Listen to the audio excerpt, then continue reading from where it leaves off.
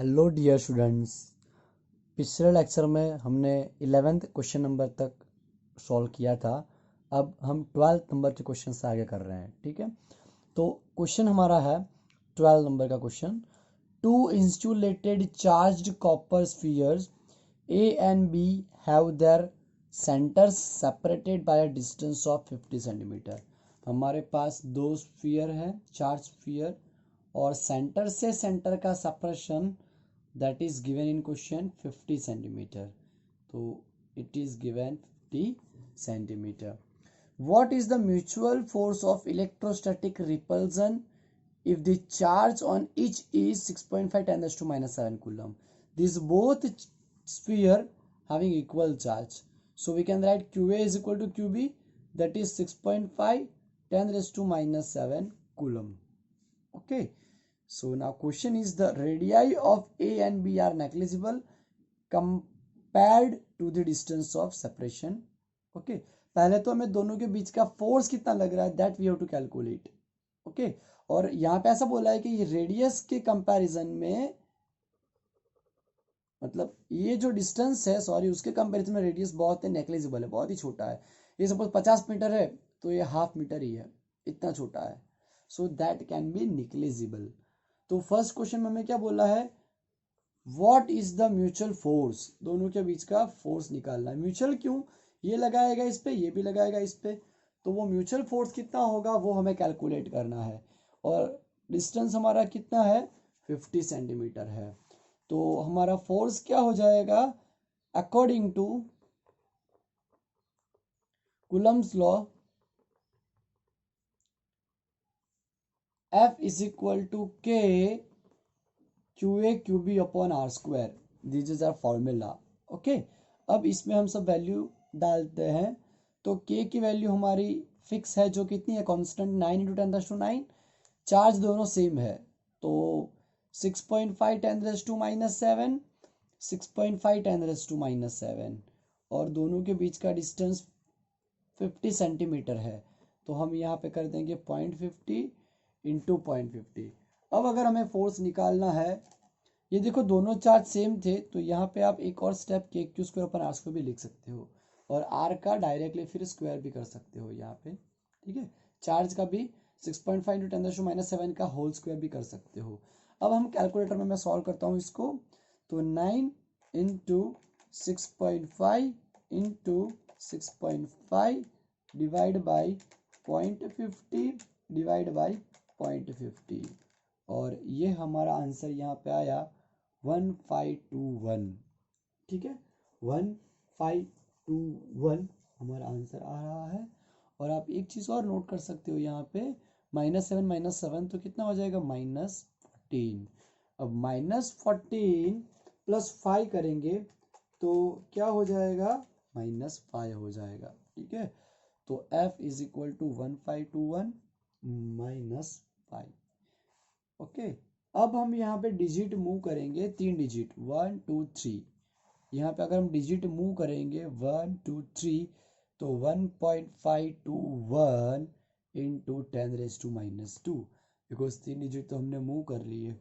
ठीक है, तो ये हो गया हमारा न्यूटन। ओके, तो फोर्स हमारा इतना आएगा 1.521 into 10 raise to minus 2 newton. अब हमें क्वेश्चन में क्या बोला है कि हमारा चार्ज डबल करना है और डिस्टेंस हमें हाफ करना है। देखो second question, what is the force of repulsion if each sphere is charge double the above amount and distance between them is half. तो सेकंड क्वेश्चन हमारा, हियर चार्ज QA डैश हमें कितना करना है, डबल, तो 2Q कर देंगे, और QB डैश कितना करना है, वो भी डबल करना है, 2Q, और जो डिस्टेंस होगा हमारा वो हम क्या कर देंगे, हाफ कर देंगे। ओके, तो अब नया वाला फोर्स कितना आता है वो हम निकालते हैं। ठीक है, तो new force F dash is equal to, charge हमने डबल किया, दूसरा चार्ज भी डबल किया, और सेकेंड वाला डिस्टेंस हमने हाफ किया है। तो यहाँ पे हमारी वैल्यू कितनी आ गई, 2 2 ज़ा 4, 4 के क्यू r स्क्वायर बाई 4, और वो जो 4 रहेंगे वो ऊपर की तरफ आ जाएंगे, ठीक है, ऊपर की तरफ आ जाएंगे, तो 16 K Q square upon R square इतना हो गया। और ये जो हमारा K Q square upon R square है वो ऑलरेडी हमने फाइंड किया हुआ है, यहाँ पे ये रहा, ये देखो K Q square upon R square कितनी वैल्यू आई उसकी 1.521 10⁻²। तो यहाँ पे हम मल्टीप्लाई कर देते हैं 1.521 इंटू 10⁻², तो हमारा आंसर आ जाएगा, ठीक है।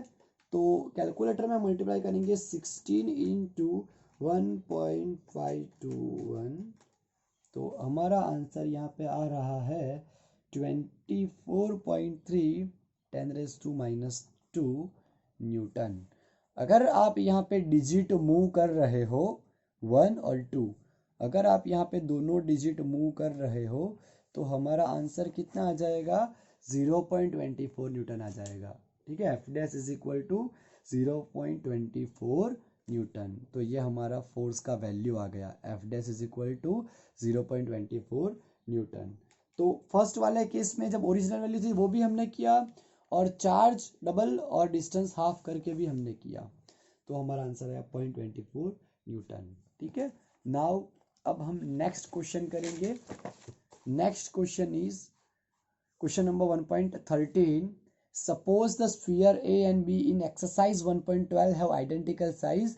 हमने जो भी पिछला क्वेश्चन किया वही दो स्फीयर वापस दिए हैं, okay, having a same size, same identical size means radius R same. A third sphere of same size but uncharged is brought in contact with the first, then brought in the contact with the second, and finally removed from both. What is the new force of repulsion between A and B? तो जिस तरीके से हमें question में बताया गया है वो फॉर्मेट हम फॉलो करते रहेंगे, और क्या आंसर आता है वो हम चेक करेंगे। तो यहाँ पे प्रीवियस क्वेश्चन के चार्ज दिए हैं तो वो हम लिख लेते हैं 6.5 10⁻⁻7 कूलम। डिस्टेंस भी हमें 50 सेंटीमीटर दे रखा था, तो वो भी हम यहाँ पे ले लेते हैं 0.50 मीटर हो जाएगा। सबसे पहले हम करेंगे हमारा फर्स्ट वाला केस। उसमें हमें क्या दिया हुआ है कि दो हमारे स्फीयर हैं, एक ये वाला स्फीयर, दूसरा ये वाला स्फीयर, ठीक है। यहाँ पे हम बिफोर कांटेक्ट जो वैल्यू आएंगे वो लिखेंगे बिफोर कांटेक्ट, और यहाँ पे हम आफ्टर कांटेक्ट वाली वैल्यू लिखेंगे आफ्टर कांटेक्ट,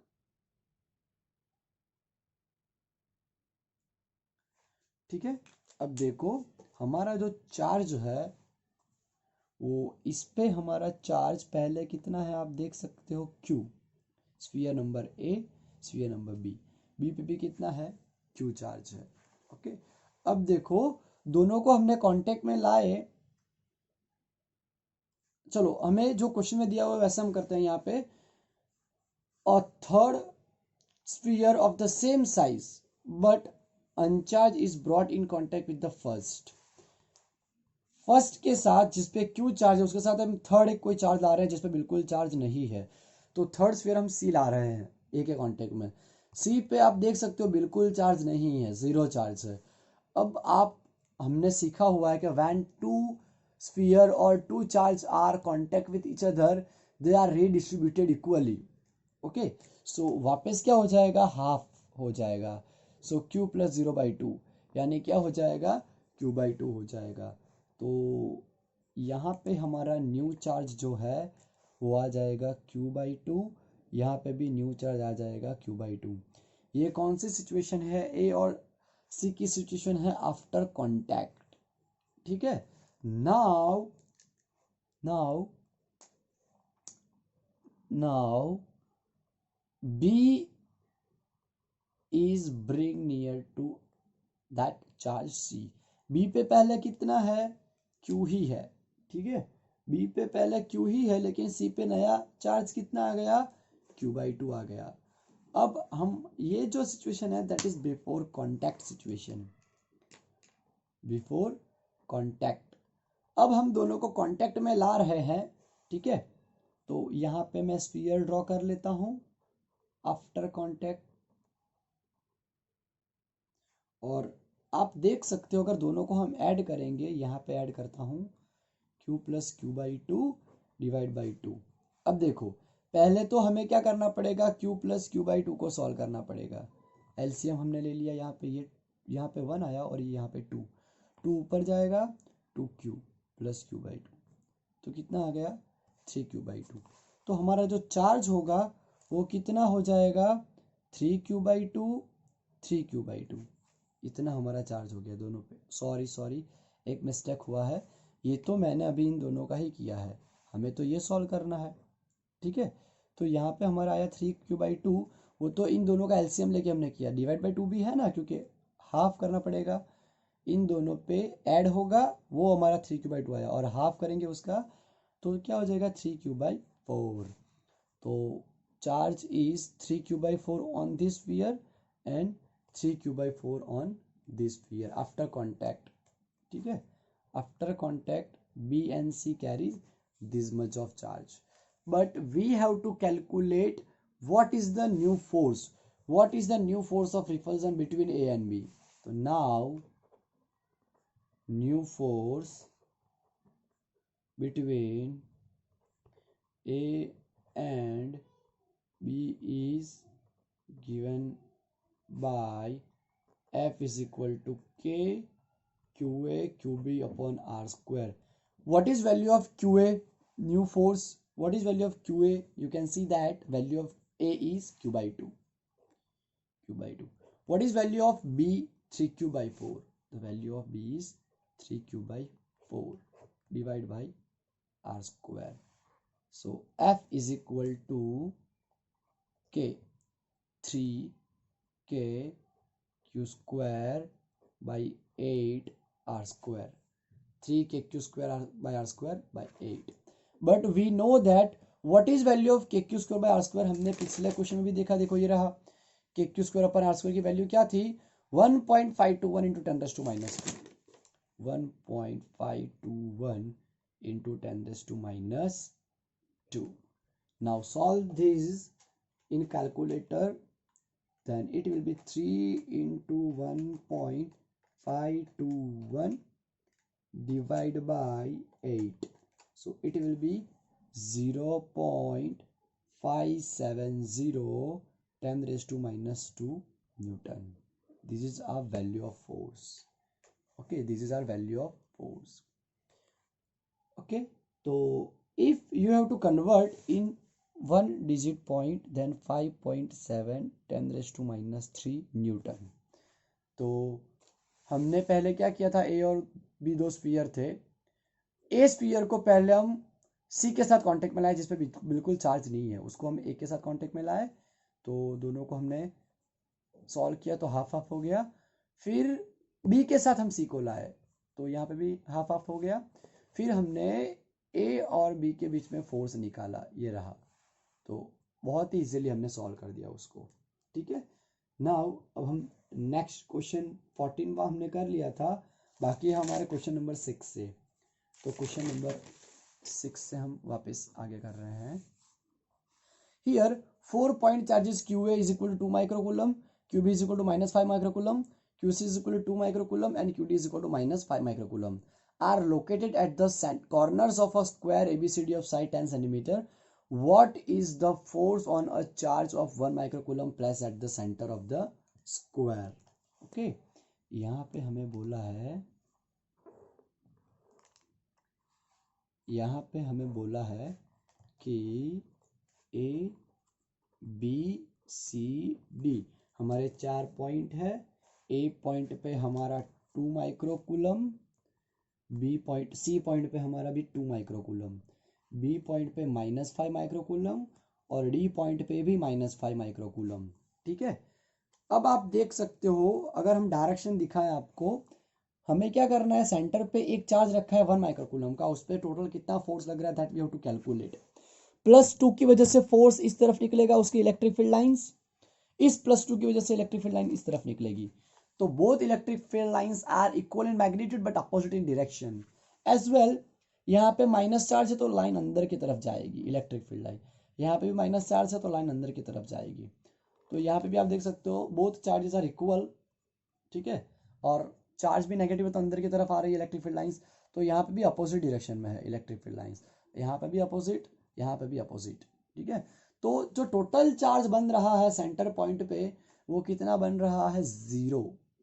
ओके, जो टोटल चार्ज हमारा होगा वो कितना होगा, जीरो हो जाएगा। Total electric field sorry zero हो जाएगा, फोर्स भी जीरो हो जाएगा, ये डिस्टेंस भी सेम है। तो यहाँ पे हम कैलकुलेट करेंगे total force on charge 1 microcoulomb is given by pair of forces।